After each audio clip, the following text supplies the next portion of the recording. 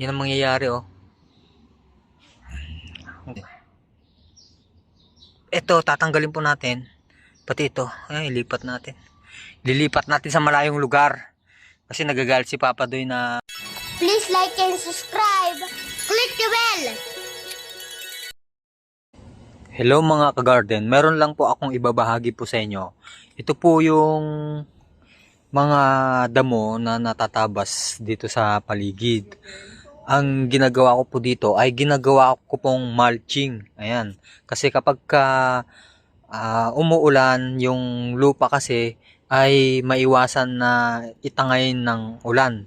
Tapos yung mga tilamsik ng lupa ay mapupunta dito sa ating mga dahon ng ating halaman. Ayan, kung makikita nyo po yung itong mga sitaw ko ay nilagyan ko na rin po.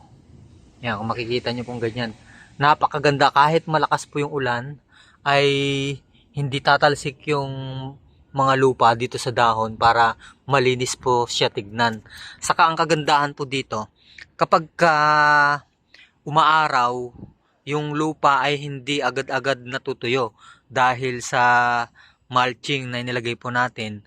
At kagandahan, kapag nabulok na po yung mga damo, ay magiging pataba dito sa ating mga halaman. At isa pa ay nakakatulong din ito, itong mga tuyong damo na to ay hindi sisibulan ng damo na mga tumutubo tulad po nito. Merong sumibol dito kasi lumabas. Ayan, kaya takpan nyo lang po ng ganyan.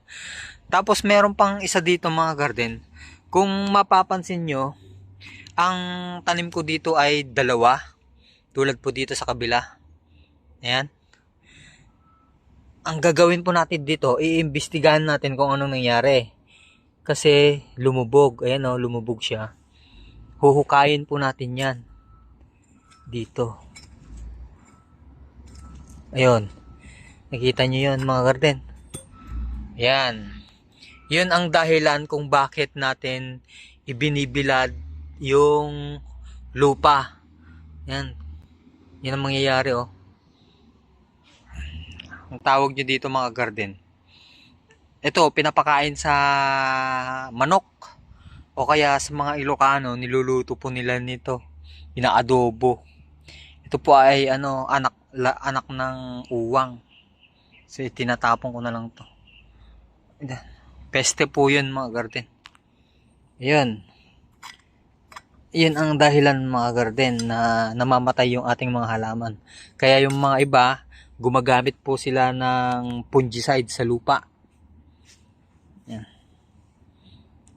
Meron na dito, marami na po siyang namatay dito. Dito meron din. Kasi dati dalawa dito. Ito, tingnan nyo. Yan, dalawa. Dito, isa lang. Pero, ito hindi siya maganda. Ito, dalawa. Ito, isa. Bali, meron na po akong nakita dito nung nakaraan. Namatay din yung isa dahil kagagawan po ng ganong uod. Tapos, naglagay na rin po ako dito ulit. Kung makikita nyo po yung mga yung damo na yan, ang dami, oh. Yan, ganyang kakapal. Kaya kapag umulan, tatangayin ng tubig yung lupa para hindi kasi dito po yan, nakaumbok po na ganyan. Ang kagandahan po nito, mulching po natin ay kapag nabulok, meron na rin pong pataba sa ating mga halaman. Ayan. Hello mga ka-garden, update ulit po natin ngayon ay November 28. Itong mga sitaw ko dito sa taniman ko sa gilid-gilid. Pero meron po akong ibabahagi po sa inyo, yung mga naninira sa ating mga halaman. Kung makikita nyo po ito ay may mga kagat-kagat. Ito, tingnan nyo. Tipaklong. Tipaklong po yan. Ayan, lumipad na. Sabi si Pandoy, ang sabi niya, papakawalan ko daw yun kasi may buhay siya. Kaya pinakawalan ko. Pero sabi ko sa kanya, babalik din yun. Yun o.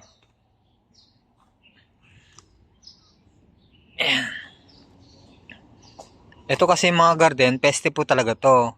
Sabi niya, wag ko raw papatayin. Baka naman bumalik na naman. Ayun, oh. Tapos ito pa, isa na naninira mga garden. Itong suso. Ayun, oh, suso. Mag-asawa pa sila. Ayan, magsama-sama na kayo. Pinutol nila yung isa, oh. Ito, tatanggalin po natin. Pati ito, ilipat natin.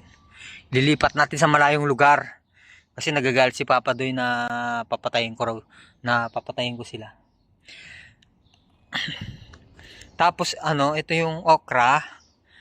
Ito yung okra na, ayan. Maganda na sila.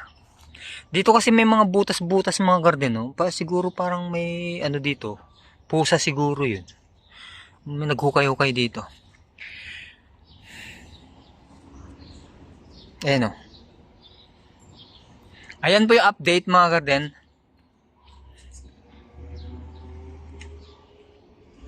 Oh, ayan na naman si Papa Doy. Pakita mo. Yan lang yan lang po yung gustong-gusto niya. Magpitas lang nagpitas. Tapos i-update ko kayo dun sa tanim ko na gabi. Pupunta po tayo dun. Yung mga tanim ko pala dito ay hiwa-hiwalay. Ito, may mga kamote ako dito. Yan, ito yung kamote. Naglagay po ako dito ng mga damo para maging mga damo. Tapos dito ako naglalagay ng yung ginagawa kong pataba. Yan. Ba't nakabukas to? Tapos dito yung luma kong mga tanim na talong. Ayan, may mga mga talong. Bali napapabayaan ko na to, hindi ko po sila naayos. Tapos yung mga okra ko, ang taas na, oh. Papalitan ko na po yan, mga yan. Tapos nawala yung talong ko dito na binhi. May kumuha. Wala na tayong binhi nito, naubos na. Ayan, may bunga, maliliit.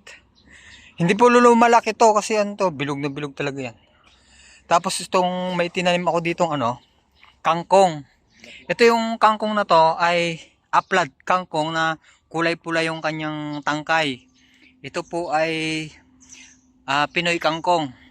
Naglagay po ako ng plastic dito. Ayan, plastic.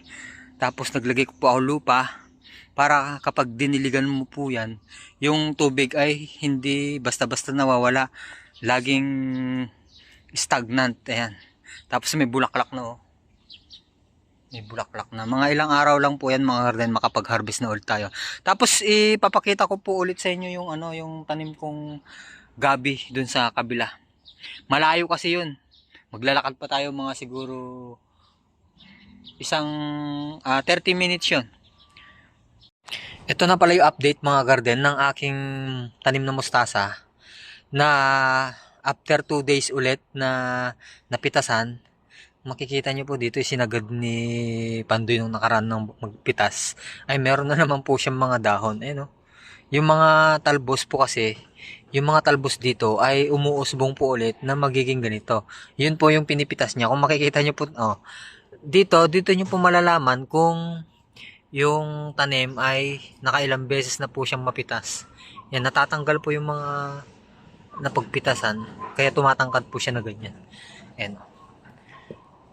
Tapos yung paru-paro na makikita nyo na yan, yan po yung maraming butas dito. Kung makikita nyo dito, maraming mga uod. Sila po yun. Tapos meron pa dito. Ito yung sinasabi ko sa yung may tanim ako dito na magkakalayo. Ito pala yung mga iba kong tanim. Meron akong ditong pechay, mustasa ulit. Tapos may nagsingit dito ng sili. Tapos yung galing sa pinag-ulaman, ito, kamatis, hihingi po ako dyan. Tapos ito yung tanim ko na saluyot, binudbud ko lang po yan. Tapos binasa yung lupa, tapos dapat na arawan po para madaling tumubo yung mga saluyot. Tapos ito yung talong na hiningi ko kay Jeffrey.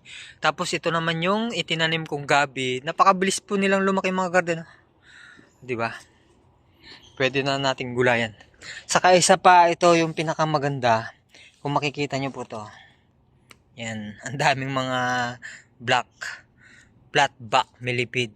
Sila po yung tumutulong para ma-decompose yung mga organic matter dito po sa ilalim. Yan. Tapos ito, mulching para maiwasan yung pagtubo ng mga damo. Para kapag ka ito ay mabulok, magiging pataba na ng ating mga halaman. Tulad po dito sa gabi na tinanim ko nung nakaraan. Ang bilis po nilang lumago. Ayan.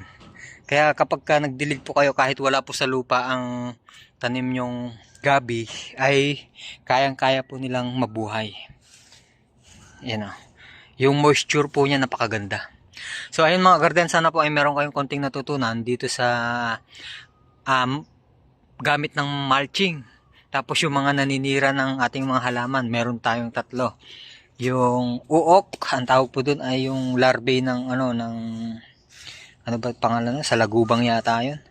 Tapos yung snail, yun po yung number 1. Napakalakas po nila manira ng halaman. Saka yung tipaklong. Yung tipaklong, gustong-gusto naman ng tipaklong yung dito. Yung mga pechay, kinakain po nila. Tulad din ganyan, no. Ito, sila kumakain yan, mga dahon. At saka ito, yung makikita nyo yung parang langaw na maliliit na wala na. Yun po yung mga nagbubutas-butas. Kung may makita po kayong mga butas-butas dito na parang sinisip-sip yata yung cell ng mga dahon. So ayun mga garden, sana po ay meron kayong konting natutunan. Maraming salamat po sa inyong panonood. Bye-bye!